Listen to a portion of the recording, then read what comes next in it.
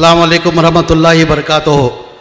Dice पे तशरीफ़ फरमाएँ इस जलसे के ज़िम्मेदार हज़रात अमीर शरीयत मौलाना सग़ीर अहमद रशीदी साहब, मेरे चाहते मौलाना मसूद इमरान साहब, मौलाना मुफ्ती इफ्तिखार कासमी साहब, मौलाना जुल्फ़िकार नूरी खाजी साहब, हमारे और आपके चाहते कर्नाटका के चीफ मिनिस्टर जनाब सिद्धरामैया साहब, और एक इधर लोकल MLA मिनिस्टर जनाब कृष्ण बरोगड़ा साहब, हज मिनिस्टर जनाब रहीम खान साहब, मेरे लीडर और हमारे पार्टी के लीडर CM पॉलिटिकल सेक्रेटरी जनाब नसीर अहमद साहब, वफ़ का तगाज़ा देखते हुए CM की तबीयत नासार होने के लिए तयाजी लीडर से मैं माफ़ी चाहते हुए किसका नाम नहीं लेते हुए तमाम डेज पे तशरीफ़ फरमाए पॉलिटिकल लीडर्स और उलमा इकराम, बैठे हुए तमाम हुजाज इकराम, सबसे पहले मैं आप लोग हुजाज इकराम को दिल की गहराई से मुबारकबाद देता हूँ। अल्लाह आपका हज आसान फरमाए और कबूल फरमाए। उसके साथ साथ मैं हमारे कर्नाटका के चीफ मिनिस्टर सिद्धरामैया साहब को मैं दिल की गहराई से शुक्र आपकी तरफ से मेरी तरफ से शुक्रिया अदा करता हूँ। वजह उनकी, उन्होंने 1 महीना पहले ही मेरे को और नसीर अहमद साहब को हज इनाग्रेशन फंक्शन कब है करके पूछे। हम बोले फलाना डेट है 28 तारीख अप्रैल 28 तारीख को है करके हमने 1 महीना पहले सिद्धरामैया साहब ने पूछ के डेट एंट्री किया था। 1 महीना पहले के 28 तारीख को फंक्शन है करके। उनकी तबीयत नासार होने के बावजूद भी आज बेलगाम जाके स्पेशल फ्लाइट करके सिर्फ और सिर्फ हज का प्रोग्राम इनाग्रेशन प्रोग्राम है करके स्पेशल फ्लाइट करके 6 बजे आके मई और नसीर अहमद साहब जाने से पहले तबीयत नासार है, बुखार भी होने के कारण, और डोलो 650 खा के मई और नसीर साहब जाने से पहले हमारे चीफ मिनिस्टर ये फंक्शन के लिए आने के लिए तैयार थे। मैं आपकी तरफ से मेरी तरफ से दिल की गहराई से उनका शुक्रिया अदा करता हूँ। ज़्यादा ना बात करते हुए, क्योंकि चीफ मिनिस्टर साहब की तबीयत नासार होने की वजह से मैं ज़्यादा ना बात करते हुए मैं सिर्फ मेरी 5 मिनट के लिए मेरी बात को ख़त्म करता हूँ। आप अच्छी तरह जानते हैं कि पिछली बार जो हज का जो कोटा था उससे ज़्यादा एप्लीकेशन थे। इस बार अल्लाह का मैं लाख शुक्रिया अदा करता हूँ। इस बार टोटल हज का एप्लीकेशन 11,007 एप्लीकेशन आए थे। उसके अंदर हज का कोटा दिया गया हमारे को 8,690% कोटा दिया गया था। हज के एप्लीकेशन के हिसाब से जो पैसा जो बढ़ता है उसका ही इम्प्लीमेंट होता है। 8,690% जिन्होंने भी पैसा दिया है आज पूरों का हज को जाने का अल्लाह मियाँ मौका दिया है। जैसा कि रहीम खान साहब ने बताया है, अल्लाह का घर का दीदार हज की हर एक मुसलमान की एक अरमान रहती कि ज़िंदगी के अंदर मैं हज करना करके हर एक की मुसलमान की एक अरमान रहती, मगर अल्लाह का जब तक उसका बुलावा आता नहीं कोई भी मई का लाल जान नहीं सकता। एक छोटी सी मिसाल देखते हुए हैदराबाद के निज़ाम है, हैदराबाद के निज़ाम मक्के और मदीने के लिए अरबों करबों रुपए ताउन किए, यानी कभी अल्लाह के घर का दीदार करने होता नहीं। अल्लाह जिसको चाहता उसको ही अल्लाह बुलाता। अल्लाह ने आपको आज बुलाया है, उसके साथ में आप अल्लाह में आप लोग को बुलाया, और उसके साथ में कर्नाटका का जो प्राइवेट जो कोटा होता है, जैसा कि नासिर अहमद साहब ने बताया MP ने 50,000 हर साल उनका कोटा हुआ करता था। इस बार वो कोटा लेस करके अभी तक फाइनलाइज नहीं हुआ, यानी हर एजेंट को जो है एजेंट के हिसाब से जैसा वो एजेंट होता है, जो बड़ा एजेंट होता है उसको 100 का कोटा दिया जाता था, जो छोटा एजेंट होता है उसको 50 का कोटा होता था। पूरे हिंदुस्तान के अंदर तमाम जगह बट कर क्या करते थे, प्राइवेट ऑपरेटर्स को देते। इस साल जो है 50,000 का कोटा रिड्यूस करके मेरे शायद अभी तक फाइनल नहीं हुआ, बोलते खाली 20% के कोटा देने का तय करे। जिसका 50 था खाली उसको 8 हाजियों का कोटा 8 हाजियों का जाने का मौका मिल रहा। मगर ये बोलने का मकसद क्या है, अल्लाह मियाँ उनको बुला नहीं सकते, क्यों 3-4 महीने ही ऑलरेडी वो लोग टिकट भी बुक कर लिए, रिफंडेबल टिकट भी बुक कर दिया साहब उन्होंने। टोटल मेरे ख्याल से कर्नाटका के अंदर प्राइवेट ऑपरेटर की तरफ से 2,000 करोड़ रुपए पेमेंट किया गया है। फ्लाइट्स के अंदर किसने बरोगड़ा साहब को अच्छी हिंदी आती है, प्राइवेट ऑपरेटर हर साल 50,000 का कोटा दिया जाता था सर। वो देखते हुए वो क्या होता है, सऊदी अरेबिया के अंदर क्या होता है, एडवांस में रूम बुक करना पड़ता था। यानी पूरे हिंदुस्तान की बात करो, पूरे इंडिया की बात करो, कम से कम 2000 करोड़ रुपए हमारे इंडिया से पेमेंट जाके हर एजेंट उसके हिसाब से उसकी जितना उसका कोटा था वो हिसाब से ऑलरेडी उधर मक्के और मदीने के अंदर रूम भी बुक करा दिया। और रिफंडेबल अनरिफंडेबल टिकट बोलते हैं, जो रिफंडेबल अनरिफंडेबल मतलब क्या होता है, थोड़ा कम चार्जेस में मिलता है, वो ऑलरेडी 50,000 हाजियों के लिए वो टिकट भी एजेंट लोग बुक कर दिए थे। मगर अल्लाह मियाँ का उनको जाने का, अल्लाह मियाँ जब तक उनका बुलाने हुआ था अल्लाह मियाँ जाता नहीं। आप लोग से भी एक आजीज़ाना गुजारिश है, जो हज्जाज कल हज्जाज इकराम कल की शाम की फ़्लाइट है, जो हज्जाज इकराम जा रहे, अल्लाह के वास्ते जैसा जाके आप पहुँचते उन हाजियों को भी अल्लाह मियाँ उनकी भी जो अरमान है अल्लाह पूरी करना करके आपसे गुजारिश करता हूँ। उसके साथ साथ में ज़्यादा वक्त नहीं है, मैं कौन सा सब्जेक्ट बात करूँ, कौन सा सब्जेक्ट बात करूँ, कौन सा सब्जेक्ट छोड़ूँ, मेरे को समझ में रहा है। क्या कहते हैं सिदरा में के कारनामे ऐसे ऐसे हैं हमारे कौम के लिए जो किए, मैं सुनाने जाऊँगा तो कम से कम 2 दिन लगेंगे। कितने दिन लगेंगे? 2 दिन लगेंगे सिदरा में के कारनामा। अभी जो हम लोग स्टेज जो हर साल जो है हज इनाग्रेशन के अंदर जो फंक्शन करते हैं, जो हज इनाग्रेशन के अंदर मेरे ख्याल से आज तबीयत नासार मेरे को और नसीर अहमद साहब को सिदरा में साहब आते नहीं आते करके हमको थोड़ा डाउट था, क्योंकि तबीयत नासार होने की वजह से आते नहीं आते करके मैं इसके पहले भी बताया, मैं हम आने से पहले सिदरा में साहब ये फंक्शन को जाने के लिए तैयार थे। यानी अल्लाह मियाँ उनको इतनी हमारे ऊपर चाहत देते हुए और अटैचमेंट देने की वजह वो इधर आज प्रोग्राम में है। अल्लाह मियाँ सबको ये प्रोग्राम में मौका नहीं देता।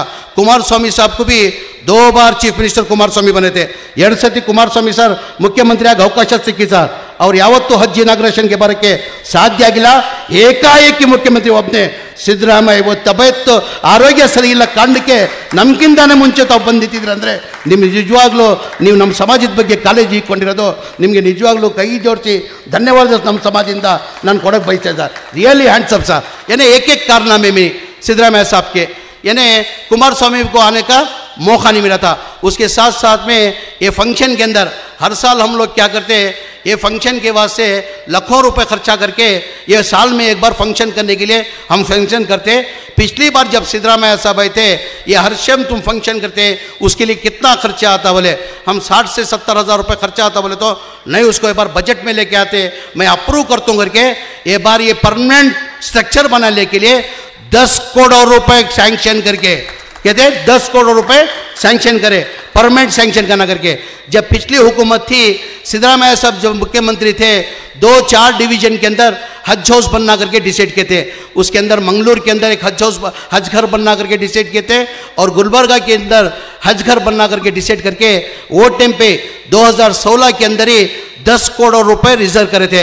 बाद में 2018 के अंदर हमारी गवर्नमेंट चली गई, BJP Janata Dal coalition government आई थी, बाद में बीजेपी हुकूमत आ गई, उसके अंदर तामीर नहीं हुआ था।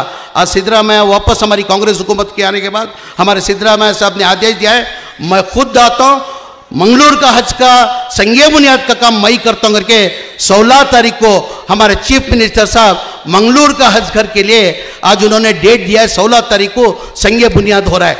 उसके साथ साथ में और एक मैं दिल की गहराई से हमारा इनायतुल्लाह करके जो सूरत कल के जो हमारे कांग्रेस के कैंडिडेट थे, बहुत सालों से जगह का मसला चल रहा था, गवर्नमेंट से भी जो एक जगह अलर्ट किए थे वो सही जगह ना होने की वजह से कोई वहाँ लोकल माने नहीं, हो ये नहीं होना करके बहुत सालों से पेंडिंग था।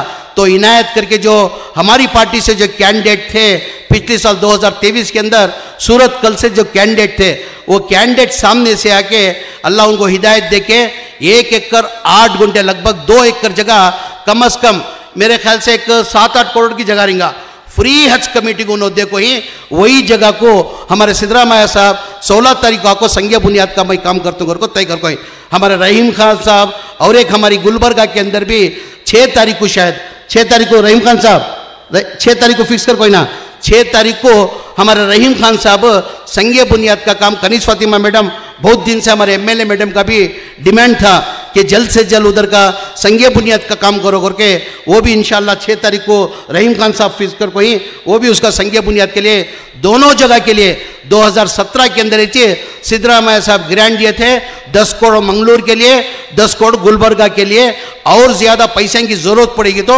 सिद्धरामैया साहब ने वादा किया है बेहतरीन हजगर बनना दोनों जगह और अगर पैसे की ज़रूरत बनी तो मैं देता हूँ करके हमारे चीफ मिनिस्टर साहब ने वादा किया है।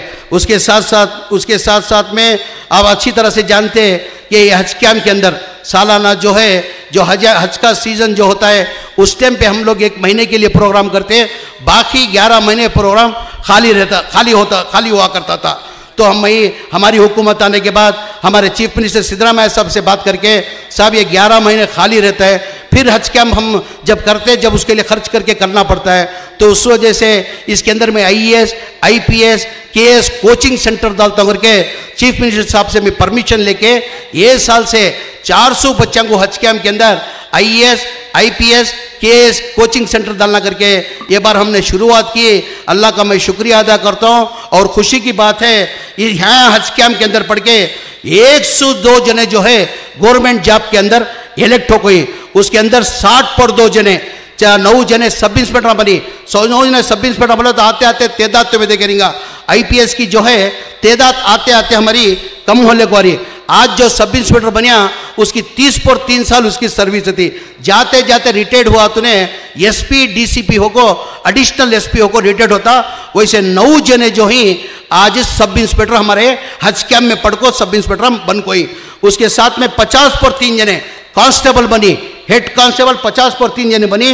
कांस्टेबल मतलब उन्हें रिटायरमेंट तक उसकी 30 पर 3 साल की सर्विस के अंदर कम से कम उन्हें इंस्पेक्टर होको रिटायर्ड बनता। तो हमारी हज कैम्प सर ये हज कैम्प ಏನು ಮಾಡ್ತಾರೆ ಸರ್, ಪ್ರತಿ ವರ್ಷ ಒಂದೇ ವರ್ಷದಲ್ಲಿ ಒಂದೇ ತಿಂಗಳಿಗೆ ಹಜ್ ಕ್ಯಾಂಪ್ಗೆ ನಾವು ಯೂಸ್ ಮಾಡ್ತೀವಿ ಸರ್। 11 ತಿಂಗಳು ಈ ಹಜ್ ಕ್ಯಾಂಪ್ ಬಂದ್ ಮಾಡಿ ಇಡ್ತಾ ಇದ್ದೀವಿ ಸರ್। ಹಾಗಾಗಿ ನಮ್ಮ ಸರ್ಕಾರ ಬಂದಾದಮೇಲೆ ತಾವೇ ಒಪ್ಪಿಗೆ ಕೊಟ್ಟು ನನಗೆ ತಮ್ಮ ಬಂದು ಕೇಳಿದೆ ನಾನು, ಸರ್ 11 ತಿಂಗಳು ನಾವು ಕ್ಲೋಸ್ ಮಾಡಿ ಇಟ್ಟಿರ್ತೀವಿ, ಇಲ್ಲಿ IAS, IPS, KS coaching centre ಆಗ್ತೀನಿ ಸರ್, ಒಳ್ಳೇದಾಗ್ತದೆ ನಮ್ಮ ಸಮಾಜಕ್ಕೆ ಅಂತಕ್ಕೆ ಗೋ ಹ್ಯಾಡ್ ಮಾಡು ಅಂತ ತಾವು ಪರ್ಮಿಷನ್ ಕೊಟ್ಟಿರಿ ಸರ್। 2025 ಆ ಮಾಡಿದ್ದಕ್ಕೆ ಕಾರಣಕ್ಕೆ ಇವತ್ತು 400 ಜನನ IAS, IPS ಕೋಚಿಂಗ್ ಸೆಂಟರ್ ಇಲ್ಲಿ ಕೊಡ್ತಾ ಇದ್ದೀವಿ ಸರ್। ಅದರಲ್ಲಿ ಖುಷಿ ಅಂತಂದಿದ್ರೆ ನನಗೆ 102 ಜನ ಗೌರ್ಮೆಂಟ್ ಡಿಪಾರ್ಟ್ಮೆಂಟಲ್ಲಿ ಆಯ್ಕೆ ಆಗಿದ್ದಾರೆ ಸರ್। ಅದರಲ್ಲಿ 69 ಜನ ಪೊಲೀಸ್ ಡಿಪಾರ್ಟ್ಮೆಂಟಲ್ಲಿ, 53 ಜನ ಹೆಡ್ ಕಾನ್ಸ್ಟೇಬಲ್ಗಳಾಗಿದ್ದಾರೆ, 9 ಜನ ಸಬ್ ಇನ್ಸ್ಪೆಕ್ಟರ್ ಆಗಿದ್ದಾರೆ, 5 ಜನ ರೆವಿನ್ಯೂ ಡಿಪಾರ್ಟ್ಮೆಂಟಲ್ಲಿ ಕೃಷ್ಣ ಬೈರೇಗೌಡ ಡಿಪಾರ್ಟ್ಮೆಂಟಲ್ಲಿ ಆಯ್ಕೆ ಆಗಿದ್ದಾರೆ। ಅಂದರೆ 102 ಜನ ಇಲ್ಲಿಂದ ಆಯ್ಕೆ ಆಗಿದ್ದಾರೆ। ಅದರಲ್ಲಿ ಟೋಟಲ್ 62 ಜನ ಒಬ್ಬ KSಗೆ ಒಬ್ಬ ಸೆಲೆಕ್ಟ್ ಆಗಿ ಇಂಟರ್ವ್ಯೂ ಆಗಬೇಕಂತೆ ಸರ್, ಸೆಲೆಕ್ಟ್ ಆಗಿದ್ದಾನೆ, ಫೈನಲ್ ಇಂಟರ್ವ್ಯೂ ಆಗಬೇಕು। ಅಲ್ಲನ ಮೇಲೆ ನನ್ನ ದೇವ್ರ ಮೇಲೆ ಅಲ್ಲನ ಮೇಲೆ ವಿಶ್ವಾಸ ಇದೆ, ಒಬ್ಬ ಇಲ್ಲಿಂದ ಅವನು IAS ಆಗ್ತಾರಂತ ನನ್ನ ವಿಶ್ವಾಸ ಇದೆ ಸರ್। KS ಅಲ್ಲಿ ಪ್ರಿಲಿಮಿನರಿ ಎಕ್ಸಾಮ್ ಅಂತ 62 ಜನ ಕೊಟ್ಟಿದ್ದಾರೆ ಸರ್, ಫೈನಲ್ ಎಕ್ಸಾಮಲ್ಲಿ ಏನದು ನೇಮ್ಸ್ ಎಕ್ಸಾಮ್ ಏನೋ ಕೊಡಬೇಕಂತ ಸರ್। ಅದರಲ್ಲಿ 62 ಜನದಲ್ಲಿ ಕನಿಷ್ಠ ಒಂದು 25 ಜನನೋ 30 ಜನ ಆಯ್ಕೆ ಆಗ್ತಾರಂತ ನನಗೆ ವಿಶ್ವಾಸ ಇದೆ ಸರ್। इसके साथ साथ में मैं बोल रहा ना ये सिद्धरामैया साहब के बात करते हुए ನಿಮ್ಮ ಬಗ್ಗೆ ಹೇಳಕ್ಕೆ ನಮ್ಮ ಸಮಾಜಕ್ಕೆ ಮಾಡಿರೋದು ಹೇಳ್ತಾ ಹೋಗ್ದೆ ಸರ್।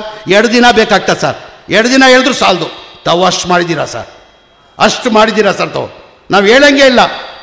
ये कहते हुए अब जैसा कि हमारा नासिर हुसैन साहब ने बताया, जो हमारे सिद्धरामैया साहब ने जो बजट क्यों बोले तो ऐसा मौका हमारे को दोबारा मिलता नहीं। उलमा इकराम भी तमाम बैठी, ಒಂದು 5 ನಿಮಿಷ ಲೇಟ್ ಆಗೋ ಸರ್, ನಮ್ಮ ಸಮಾಜ ಇಡೀ ರಾಜ್ಯದಿಂದ ಬಂದವರು ಸರ್, ಅವ್ರಿಗೂ ಗೊತ್ತಾಗಬೇಕಿಲ್ಲ ಸರ್ ತಾವೇನು ನಮ್ಮ ಸಮಾಜಕ್ಕೆ ಮಾಡಿದ್ದೀರಂತ ಅವ್ರಿಗೂ ಅರ್ಥ ಆಗಬೇಕಂತೆ ಸರ್। ಒಂದು 2-3 ನಿಮಿಷ ಹೆಚ್ಚಾಗಿ ತೊಗೊತೀನಿ, ದಯಮಾಡಿ ತಪ್ಪಾಗಿ ಭಾವಿಸ್ಬಾರ್ದು, ಬೇಜಾರು ಮಾಡ್ಕೊಳ್ಬಾರ್ದು ಸರ್, 2 ನಿಮಿಷ ಜಾಸ್ತಿ ತೊಗೊತೀನಿ सर। जो हमारा 2013 से पहले बहुत से चीफ मिनिस्टर है, बहुत से चीफ मिनिस्टर गए, उन्होंने जो माइनॉरिटी जो ग्रांट था हमारे 400 करोड़ के ऊपर माइनॉरिटी ग्रांट कभी बढ़ा नहीं। कभी भी हमारा जो माइनॉरिटी का जो बजट होता था कोई भी चीफ मिनिस्टर दो 30 करोड़ 40 करोड़ बढ़ाते बढ़ाते 400 करोड़ को लेके, जब सिद्धरामैया साहब पहली बार जब चीफ मिनिस्टर बने 2013 के अंदर वो बजट को कितना करना, डबल करे तो 800 करोड़ रुपए, 3 गुना करे तो कितना होता 1200 करोड़ रुपए। तो सिद्धरामैया साहब हमारी कौम के ऊपर चाहत रखते हुए मुसलमानों को नाइंसाफी बोल रही, उनको हक देना अगर को 3200 करोड़ रुपए बजट करे, कहता है 400 करोड़ से 3200 करोड़ रुपए बजट करे। उसके बाद कोलिशन गवर्नमेंट है, कोलिशन गवर्नमेंट के अंदर 30 पर 9 सीटें जीतने के बावजूद भी हमें बीजेपी को दूर रखना कर को, हमें अनकंडीशनल सपोर्ट कर को कुमारस्वामी साहब को चीफ मिनिस्टर बने, अनकंडीशनल चीफ मिनिस्टर बने। जब हम ना हमारी का सपोर्ट लेको जब कुमारस्वामी साहब चीफ मिनिस्टर बने, हम ना मालूम हुआ कि जो सिद्धरामैया साहब जो बजट दिए थे वो बजट को इन्हों कम करने वाले हिंगर को मालूम होने के बाद हमें तमाम मुस्लिम कायदी लीडर पूरे जाको मिलको जाको कुमार स्वामी साहब के साथ बात करें। साहब ये मुश्किल से हमारे सिद्धरामैया साहब हम ना ग्रैंड देखो इनसो, ये मेहरबानी से हम ना तुम्हें बड़े नहीं तो परवानी, ये ग्रैंड हम ना कम नहीं करना करको जाको कुमार स्वामी साहब को पूछे। कुमार स्वामी साहब इल्ला ने नहीं करता करको बोल को जब बजट प्रेजेंट करे 1250 करको 1800 करोड़ को लगा को बजट ठहरा कर डाले। कहते का 1800 करोड़ को उन्होंने रास्ता कौन दिखाया? जनता दल कुमार स्वामी दिखाने की वजह से बाद में बीजेपी हुकूमत है 4 साल बीजेपी हुकूमत के अंदर 850 करोड़ को लगा को ठहरा कर दले। अल्लाह का फजलो करम है, दोबारा हमारी आपकी दुआओं की नतीजा और आपकी कोशिश जद्दोजहद की वजह से दोबारा हमारी कांग्रेस हुकूमत आने के बाद, दोबारा चीफ मिनिस्टर सिद्धरामैया बनने के बाद पहला एक गारंटी जो 5 गारंटी थे तुम्हें अच्छी तरह से जानती, आज 5 गारंटी के अंदर कम से कम लगभग सालाना जो है 60,000 करोड़ रुपए खर्च होता। 60,000 के अंदर उसके अंदर माइनॉरिटी जो हमारे मुसलमान हुई कम से कम 14,000 से 15,000 करोड़ का उसका लाभ होता। किसने बेरे को रहे ಈ ಗ್ಯಾರಂಟಿಗಳಿಂದ ಬರೇ ಬೇರೆ ಸಮಾಜಕ್ಕಿಲ್ಲ, ನಮ್ಮ ಮುಸ್ಲಿಂ ಸಮಾಜಕ್ಕೆ 60,000 ಕೋಟಿದಲ್ಲಿ ಕನಿಷ್ಠ 13,000 14,000 ಕೋಟಿ ನಮ್ಮ ಸಮಾಜಕ್ಕೂ ಲಾಭ ಆಗ್ತಾ ಇದೆ ಸರ್। ಅದಲ್ಲೂ उसके बावजूद भी सिद्धरामैया साहब क्या करे, ये मुसलमानों को नाइंसाफी कर को पहला बजट 2023 में आने के बाद 3,200 करोड़ रुपए बजट करे। उन्होंने वादा करे थे अगर हमारी हुकूमत है तो मैं 5 साल के अंदर 10,000 करोड़ कर को, अभी हाल ही के बजट के अंदर 3,200 करोड़ से लेकर 4,500 करोड़ रुपए बजट करे। आज तक नहीं हिंदुस्तान के अंदर कोई स्टेट के अंदर नहीं, हिंदुस्तान के अंदर नहीं, सेंट्रल गवर्नमेंट का बजट 3,600 करोड़ रुपए, हमारा कर्नाटक का सिद्धरामैया का बजट 4,500 करोड़। केंद्र बजट ಎಷ್ಟಿದೆ ಗೊತ್ತಿದೆ ಕೃಷ್ಣ ಬರಗೋಡೆ? ಇಡೀ ದೇಶಕ್ಕೆ ಸೆಂಟ್ರಲ್ ಗವರ್ನಮೆಂಟ್ ಬಜೆಟ್ ಎಷ್ಟು ಹೇಳಿ ಮೈನಾರಿಟಿಗೆ 3,600 ಕೋಟಿ ಬರೇ ಒಂದೇ ನಮ್ಮ ರಾಜ್ಯದಲ್ಲಿ, ಬೇರೆ ಯಾವ ರಾಜ್ಯದಲ್ಲೂ ಇಲ್ಲ sir. only one in Karnataka because of Siddaramaiah G 4,500 ಕೋಟಿ ಕೊಟ್ಟಿದ್ದೀರಾ ಸರ್, 4,500 ಕೋಟಿ ಕೊಟ್ಟಿದ್ದೀರಾ ಸರ್। ಯಾವ ರಾಜ್ಯದಲ್ಲೂ ಇಲ್ಲ ಸರ್, ಯಾವ ರಾಜ್ಯದಲ್ಲೂ ಇಲ್ಲ ಸರ್। ये 4,500 जो करोड़ दिए, मैं 1-2 मिनट के अंदर मेरी खत्म करता हूँ। साहब की तबीयत नासार होने की तरफ से मेरे तरफ ही उनकी नज़र है, मेरे तरफ उनकी नज़र हट रही नहीं।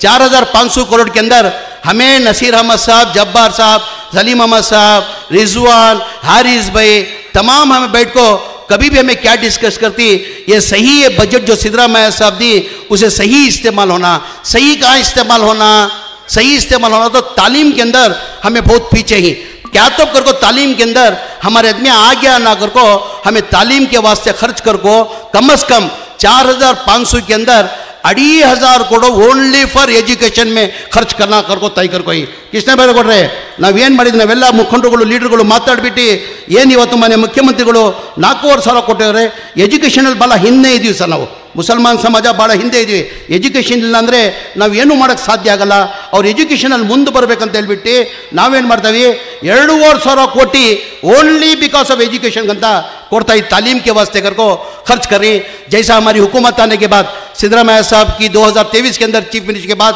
अल्लाह मियाँ मंजे मौका देने के बाद आज देखेंगे तुम्हें माइनॉरिटी जो स्कूल्स ही हमारे माइनॉरिटी स्कूल्स की जो स्ट्रेंथ जो थी 1,02,000 की स्ट्रेंथ थी अब आपको 2 साल के अंदर हमारी स्ट्रेंथ 2,20,000 होगा ನಮ್ಮ ಸ್ಟ್ರೆಂತ್ ಇದ್ದೀವಿ ಸರ್ 2023 ಮುಂಚೆ 1 ಲಕ್ಷ ಆಲ್ ಓವರ್ ಕರ್ನಾಟಕದಲ್ಲಿ ಇದ್ದಿದ್ದು 1,02,000 ಸರ್ ಈಗ 1.5 ವರ್ಷದಲ್ಲಿ ನಮ್ಮ ಸ್ಟ್ರೆಂತ್ ಬಂದು 2,20,000 ಆಗಿದೆ ಸರ್ ಅಂದರೆ ನಾವು ಜಾಸ್ತಿ ಆದ್ಯತೆ ನಾವು ಎಜುಕೇಷನಲ್ಲಿ ಕೊಡ್ತಾ ಇದ್ದೀವಿ ಹಾಗಾಗಿ ज़्यादा बात करते हुए एक दुआ की दरख्वास्त करते हुए आज किस माहौल से हमें किस हालत से हमें गुजर रही तुम्हें अच्छी तरह से जानते हुए गुजारा नहीं करता अल्लाह के पास जब जब तुम्हें काबा देखती जो भी तुम्हारी दुआ ही तुम्हारी पर्सनल तुम्हें दुआ मांग ले को काबा देखने के बाद अल्लाह मियाँ जो भी दुआ तुम्हें मांगती अल्लाह कबूल तक को हम ना सब उसका यकीदा और यकीन हम ना तो तुम्हारे हज्जाज उकराम से एक आजीजाना गुजारिश करते हुए जैसा काबा को तुम्हें देखती काबे को देखने के बाद तुम ना तुम्हारे ख़ानदान को तुम्हारे पूरे तुम्हारी फैमिली को पूछने के बाद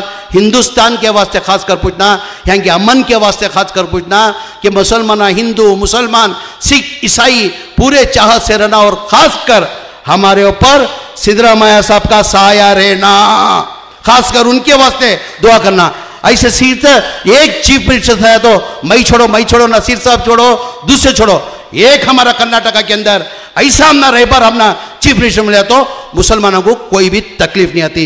ये कहते हुए दोबारा हज्जाज इकराम को मुबारकबाद देते हुए खासकर ये हज कैम्प सक्सीड होने का वजह मैं हमारे चीफ मिनिस्टर साहब को बाजू बैठ को बोलता था, सर ಈ ಹಜ್ ಕ್ಯಾಂಪ್ ಸಕ್ಸೀಡ್ ಆಗ್ತಿರೋದು ಕಾರಣ ಅಂದರೆ ಯಾರು ಮಂತ್ರಿಯಿಂದ ಇಲ್ಲ ಸರ್ಕಾರದಿಂದ ಇಲ್ಲ, ಇದು ಬಿಕಾಸ್ ಆಫ್ ಓನ್ಲಿ ವಾಲಂಟಿಯರ್ಸ್ ಇಂದ ಅಂತ ಸಾಹೇಬ್ರಿಗೆ ಹೇಳ್ತಾ ಇದ್ದೆ ನಾನು.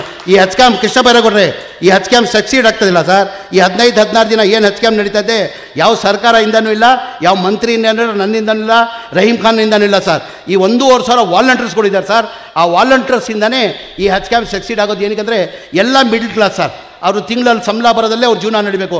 ಅದಕ್ಕೆ ತ್ಯಾಗ ಮಾಡಿ ನಮ್ಮ ಒಂದು ಪೈಸಾ ತೊಗೊಳ್ಳಲ್ಲ ಸರ್, ಒಂದು ಟೀನು ನಮ್ಗೆ ಕೊಡಿಯಲ್ಲ ಸರ್. ಅವ್ರು ಬಂದು ಇಲ್ಲಿ ಸೇವೆ ಮಾಡ್ತಾರೆ ಸರ್.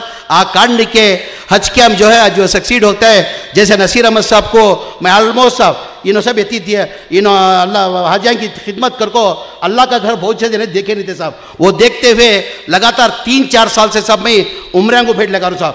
2019 में 950 जन को उम्र को भेजा था. अब परसों हाल ही में सब पिछले महीने में तुम्हें चाहो दुआ को थे 300 जन को भेजे हूँ. ऑलमोस्ट जितने जने जाना था पूरे चलेगी. बच्चे सोलियाँ को इंशाल्लाह ये बार उनको भी जो भी बच्चे उनको दे तो. मगर ये भी मैं बोलता हूँ नसीर समर साहब महीने में भेजा सो. अब अल्लाह में बात क्या किससे दुआ करती हैं? अल्लाह का दीदार करो कर को और उम्रा करो हज करो कर को किसके पास दुआ करती हैं? अल्लाह के पास मांगती है.